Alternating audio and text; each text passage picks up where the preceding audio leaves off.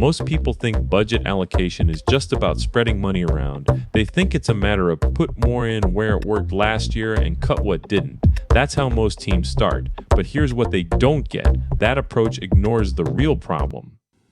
The business question isn't where did it work? It's what will work next.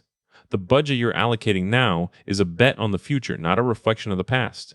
If you're still using last year's numbers to guide today's decisions, you're not allocating, you're just spending what you spent before. This is Marketing Science, the show about marketing science fundamentals for data-driven marketers. I'm Mikey, and today we're talking about how to allocate a media budget effectively. Not how to guess where to put money, but how to build a framework that lets you make smarter decisions with fewer surprises. We're going to walk through a process that turns the wild guesswork of where should I spend into something you can actually trust. Here's what it really looks like to do budget allocation right and why most people skip half the steps. It starts with a business question, not a gut feeling. You know the one.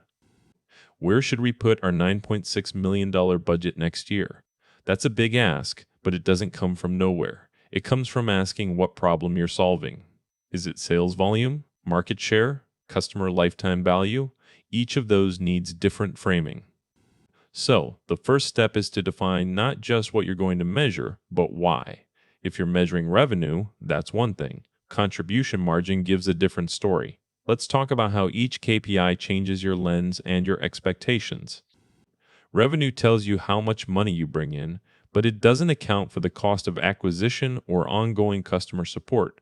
That can be misleading if your goal is to scale efficiently. Contribution margin pulls that in. It shows net profit from a campaign once you factor in variable costs like shipping, ad spend, and fulfillment. It helps you understand how much each dollar actually contributes to bottom line performance. Then comes the framing phase. This isn't optional.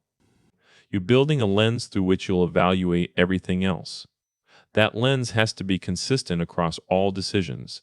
Pick your KPI, revenue, or contribution margin, and stick with it.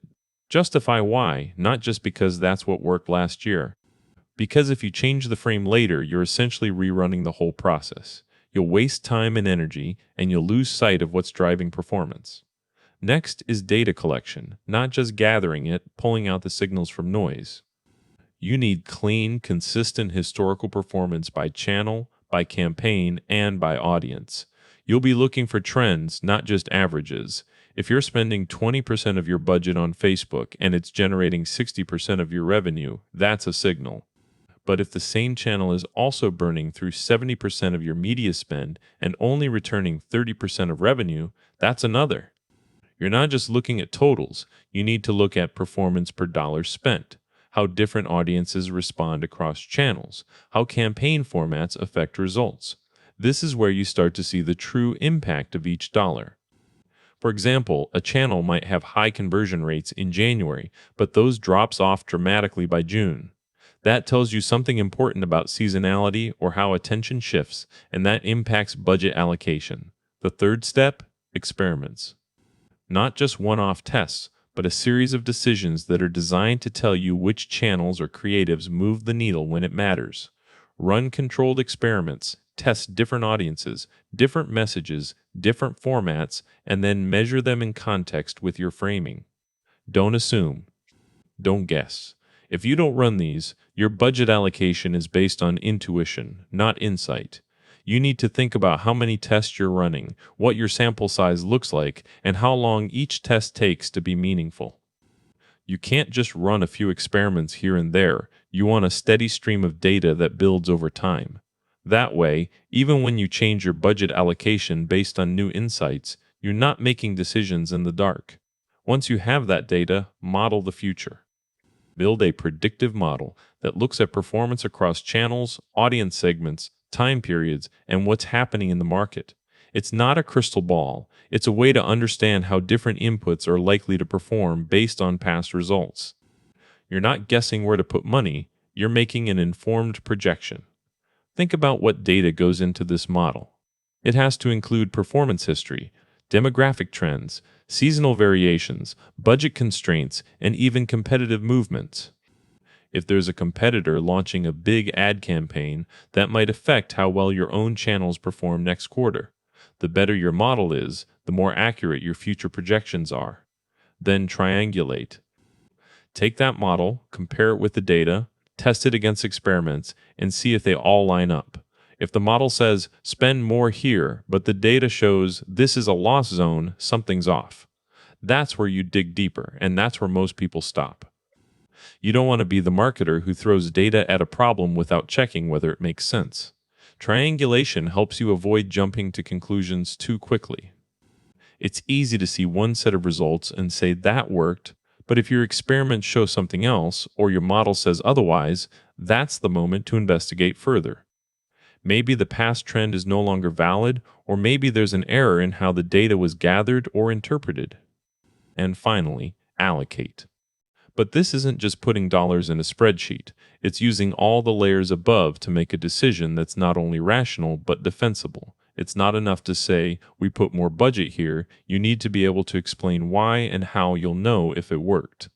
This means setting up clear metrics for success, defining what improvement looks like, and building checkpoints so you can course correct along the way. You're not just spending money anymore, you're investing in performance and accountability. Every dollar has a story now, and that story is backed by logic, data, and evidence. One rule that matters: always define your business question first, then set up a KPI framework around it. If you skip the framing step, you're not just wasting money, you're building a process that doesn't work for your goals. The budget allocation isn't about the past, it's about what happens next. Now here's where things go sideways, and they do, fast. First off, the most common mistake: not locking in the KPI up front. People jump into budget decisions without thinking about whether they're chasing revenue or contribution margin, or if they even care which one. That leads to conflicting goals and muddled priorities. It's like driving blind. Second, not using experiments to back up decisions. Budget allocation is a form of strategic gambling, but you can reduce the risk by running tests. If your model says this channel will do well next quarter, run a small test before committing. Not only does it save money, it helps you understand what actually works under the conditions you're facing. Third, confusing signal and noise. You'll have data that seems to say one thing, but when you dig deeper, it's not clear why. That's where triangulation comes in. If your model, your experiments, and your data all point in the same direction, then you can be more confident. If they don't, you're just flying blind again.